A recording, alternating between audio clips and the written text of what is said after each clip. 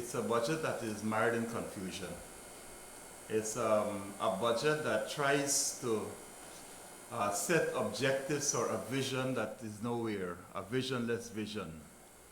In fact, this budget grudgingly acknowledges and recognizes that there has been real GDP growth in 2020 under the David Granger administration of 43.5%.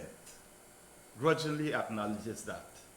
And basically what that has shown is that the economic foundation, the foundation for the takeoff of Guyana as a real powerhouse in this region, that foundation was well and properly laid. The issue I have now is that we seem to be going back many years to dismantle a structure that has shown that it has the resilience to make Guyana a resilient economy that can grow, that people can feel comfortable in. And when I say it's mired in confusion, let me explain what I'm saying. In this budget, right? In this budget, which is the speech by Dr. Ashni Singh, at paragraph 1.14, he says this: in keeping with His Excellency's vision, Budget 2021 seeks to achieve the following objectives for all Guyanese. And he lists 6 objectives. All right? Well, I will go into them in more detail at a bigger press conference, which I will hold tomorrow on this matter and several other matters. But let me actually take out a few highlights of what this vision he speaks to. It speaks at 5, Roman numeral 5, to improving the quality of public service and creating a conducive environment for doing business and interacting with government, including by deploying technology-based solutions as well as reducing bureaucracy and red tape, and so on, it goes on. Now, when you actually look at this as a vision statement and you translate that as objectives in the budget, what you need now to see is how are these objectives financed? What allocations are made to ensure that the objectives are properly achieved and that objective forming part of a bigger vision connects. What I'm seeing here is 3 different portions, 3 different parties preparing this budget. The person who gives the vision, it says His Excellency, finally, and then the objectives are set out to that vision. But what I believe is happening now is that the financing of those objectives is done by somebody else, and we know who the man is, Jacques D himself.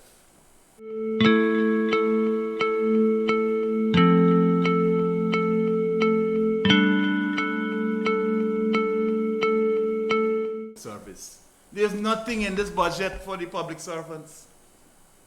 There's nothing here. A very skimpy amount for frontline healthcare workers. And so what you are seeing is that even though this is a vision, you have the objective set, nothing is here for the public servants. And this is so because we believe that it is a policy almost on the part of Barry Jagdeo. He said it at one of his press conferences, that the public service is too big. They have to send home people and they will replace them. But what are they doing? They have sent home over 1,500 public servants. And they've sent home highly qualified persons. So you tell me now, how is this objective to be achieved? By dismantling a public service, a high quality public service which we took a very long time to structure and to build, that he is just dismissing and sending home people left, right, and center. But as I said at one of my conferences, that after this period of firing and locking up is finished, They have to get down to the real task of building Guyana. And this is that phase. This is where they're failing miserably.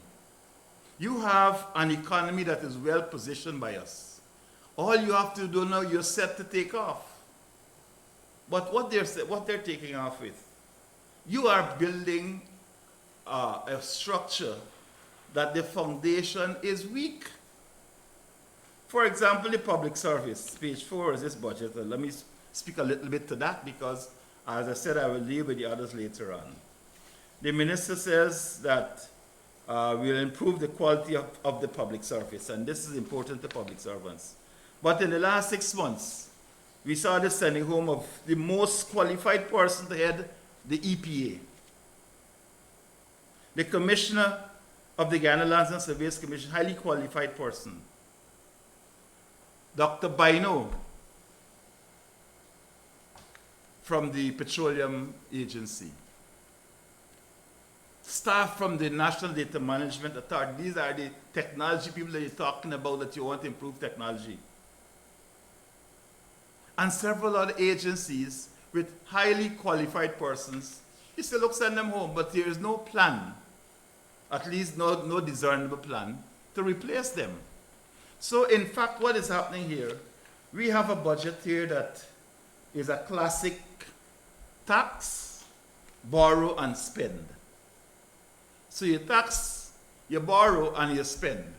So in that matrix, the persons who are meant to make this work, the engine, the real engine of government work, the public service, is not catered for. And so we cannot support a budget that so blatantly discriminates against the people who have to make it work. And it makes no sense. When the investors come here talking about ensuring that you have an entity that can take care of the business interests of persons. In fact, it says here, in creating a conducive environment for doing business. What environment are you creating when you're dismissing people and you have nobody to replace them there? Already in the public service, we are seeing the effects of the absence of good staff. Some of them who have not been dismissed have resigned.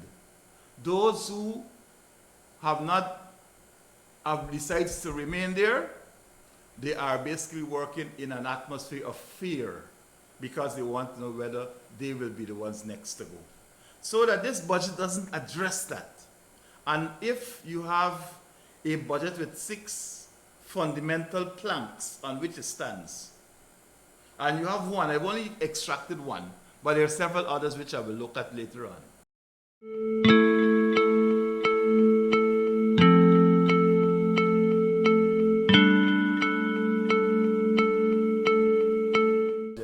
It doesn't deal with the environment. It does not deal with the environment. And Jagde wants to take us back to LCDS. LCDS, which was one of his flagships entity. And we have gone past that. We've outgrown that. It's like a child in nursery school. Now this child is already in secondary school, and you want to take them back to nursery. So I will deal with that as well at a later stage, but to say also that there are a set of lies in this budget. The question about the funds from Norway, I will elaborate on that. This 135 million US, which he says was locked in because of our ineptitude and we couldn't get it and so on. The whole world knows, Guyana knows, that while we were in office, that money was released. There's several news articles about it. And because he felt that this was his baby, that we were able to have the money released for renewable energy, it now comes back to LCDS, and what they're doing, the same projects that we had listed to spend the money on is the same projects here. I haven't seen him listing the Amilah Falls, but specifically in this documentation here. I haven't seen it, but it might be there. But they speak about renewable energy. But then the question which people will ask is, what is the energy requirement for Guyana? What is the current energy deficit? And how are you going to build that up and to also to produce higher levels of energy for business and domestic purposes? And so when you look at this, what he's trying to do here, and you look at the fact that they are bringing the gas to the gas line, the shore-based gas line that they say will go to Wales. I'm not sure how far that has gone, but certainly a lot of these projects that they speak about, they seem not to have the proper environmental impact studies or no proper assessments done before they make these big major announcements.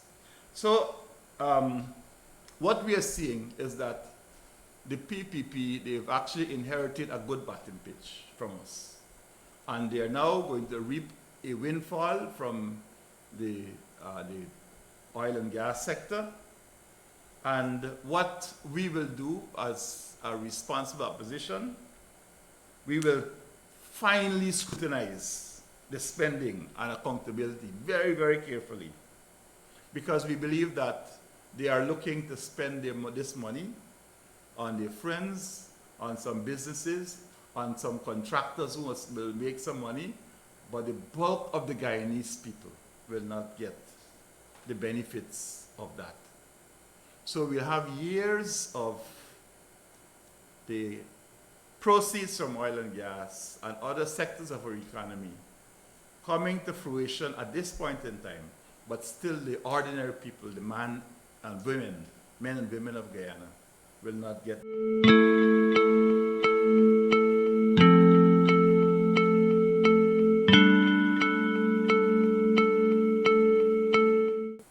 I don't believe that they've paid sufficient emphasis on youth. I don't see a specific or sufficient emphasis on youth. I don't see sufficient emphasis on empowering young people. I don't see sufficient emphasis on the women. I don't see sufficient emphasis on the elderly, save and except for a few platitudes here and there, but not sufficient emphasis on the vulnerable categories of person.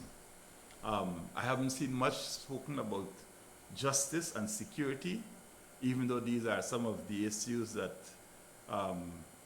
His Excellency sees as part of the vision for Guyana. It speaks about the Constitution and constitutional framework and all of that, but where is that? What is in reality? What have you put there to justify these statements?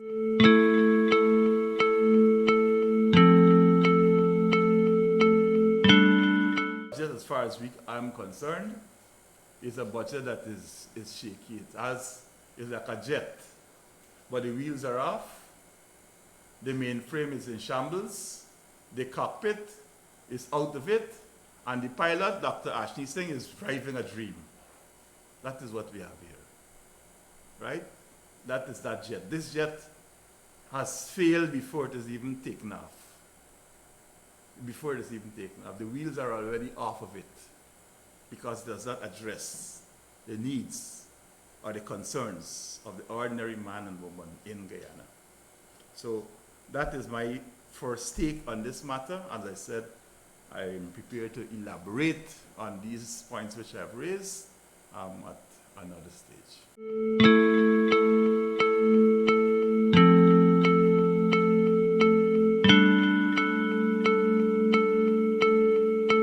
Yes, you see, when they have that's a lump sum that they normally stick away there as a way in which they can make handouts.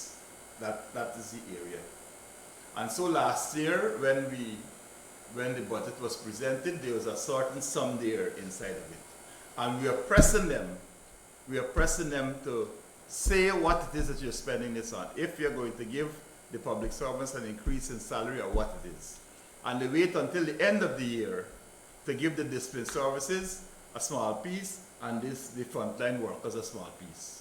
But if you are basically looking at clear, distinct policies If I am a public servant, I must know. I must be able to plan. Because listen, things are getting more expensive in Guyana. The food stuff in the market, it's expensive. And this is because you have a lot, that happens in these countries like ours, where all these companies are coming in. They can afford to pay higher prices for the products that are there. And so generally, the economic activity drives the price of goods and services. And so already in the markets, you can feel it. But it seems as if Jack Dio and others don't actually go there. They don't even drive past there. Where his former office was right across from the market. Right? And you don't drive down there. You go through Queenstown and so on. Right? So every now and then they used to take a walk to the market, and the last thing you saw, the footages, the people chase him and run him out, so you come in here for. So what is happening here now is that what we are seeing is that there's a disconnect between what is happening to the ordinary man and women of Guyana, men and women of Guyana, and the policies that are set in the budget by this administration. That's what we're seeing.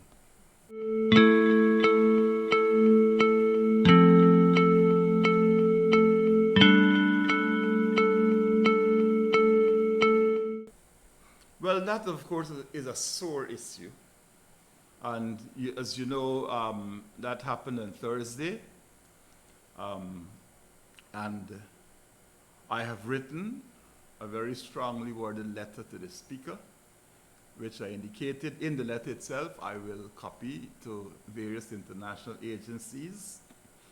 I already had a call from the Secretary General of the International Parliamentary Union. We were to speak on the matter on Friday, but there were some issues, so it's going to take place on Monday, tomorrow. And we've copied that letter to several bodies. But in fact, what the Speaker is now saying, the Speaker suddenly turned shaggy. It wasn't me. I didn't give the instruction, it wasn't me. Well, the National Assembly, the Speaker is the person who is in charge here, nobody else. Right? He is in charge. So if he says, not me, well, we have to find out who. So I have instructed, in fact, I believe last night it should have gone out, that a letter be sent to the Commissioner of Police for an urgent meeting for him to explain where his ranks got those instructions from.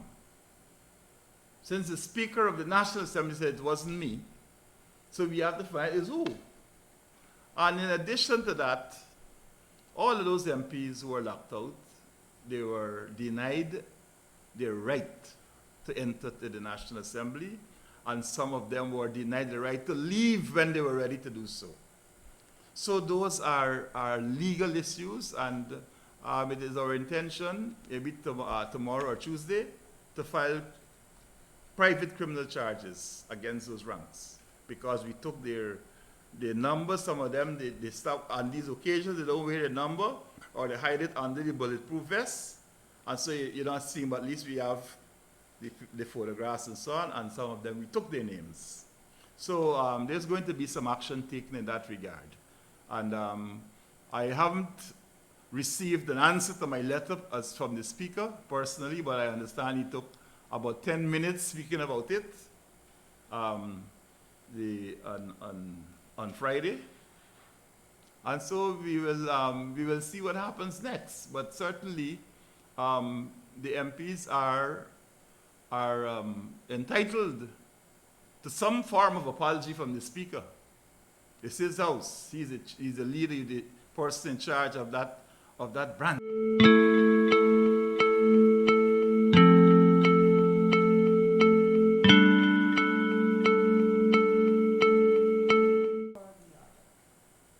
He has to be.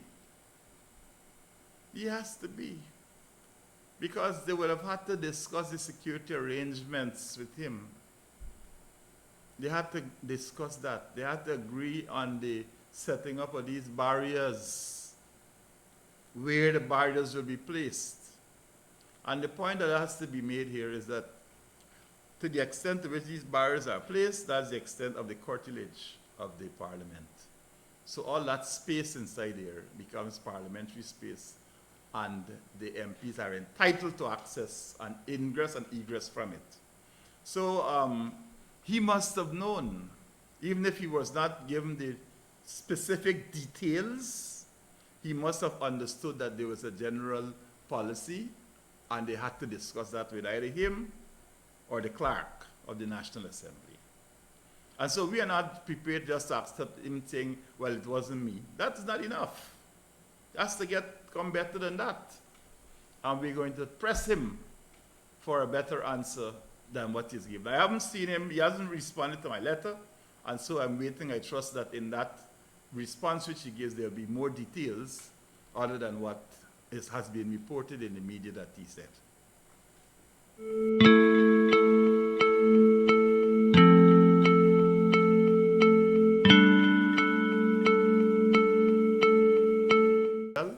This question of a statement made by Barra Jagdeo about our MPs going and turning up just to eat.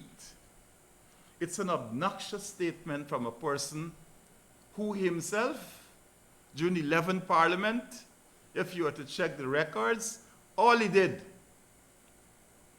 was to come at lunchtime, eat and leave.